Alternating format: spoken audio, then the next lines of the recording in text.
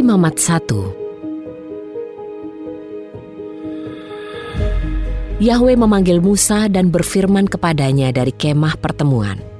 Berbicaralah kepada Bani Israel, katakan kepada mereka, apabila seseorang di antaramu membawa persembahan hewan kepada Yahwe, haruslah persembahanmu itu dari kawanan ternak, yakni dari lembu sapi atau dari kambing domba.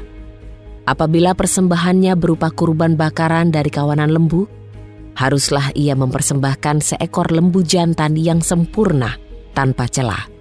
Haruslah ia membawanya ke depan pintu masuk kemah pertemuan agar Yahwe berkenan kepadanya.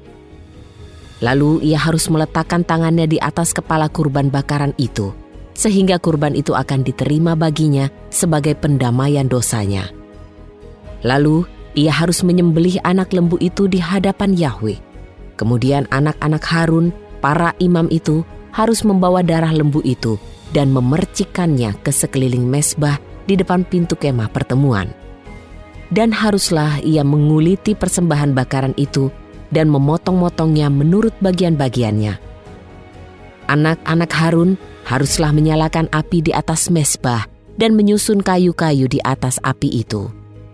Anak-anak Harun, para imam itu, haruslah menata potongan-potongan kurban itu beserta kepalanya dan lemaknya di atas kayu-kayu api yang sedang menyala di atas mezbah. Ia harus mencuci isi perut dan kakinya dengan air, dan imam akan membakar semuanya itu di atas mezbah sebagai korban bakaran, yaitu suatu persembahan api-apian yang berbau harum dan menyenangkan Yahwe. Apabila persembahannya dari kawanan domba atau kawanan kambing, haruslah ia mempersembahkan seekor jantan yang sempurna tanpa celah sebagai kurban bakaran.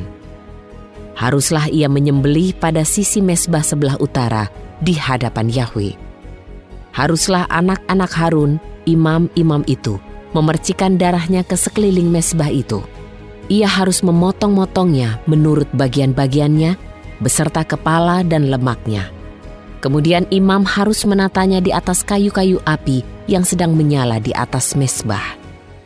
Ia harus mencuci isi perut dan kakinya dengan air, dan imam akan membakar semuanya itu di atas mezbah sebagai kurban bakaran, yaitu suatu kurban api-apian yang berbau harum dan menyenangkan Yahwe.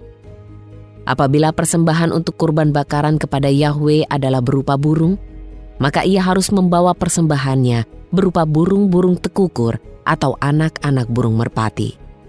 Dan imam harus membawanya ke mezbah, dan ia harus memelintir kepalanya dan membakarnya di atas mezbah itu.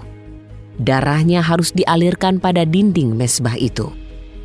Dan ia harus memisahkan tembolok dengan bulunya, lalu membuangnya ke tempat abu di sisi timur mezbah itu. Kemudian ia harus mencabik burung itu di antara sayapnya tanpa membuatnya terpisah. Lalu imam harus membakarnya di atas kayu-kayu api yang sedang menyala di atas mezbah.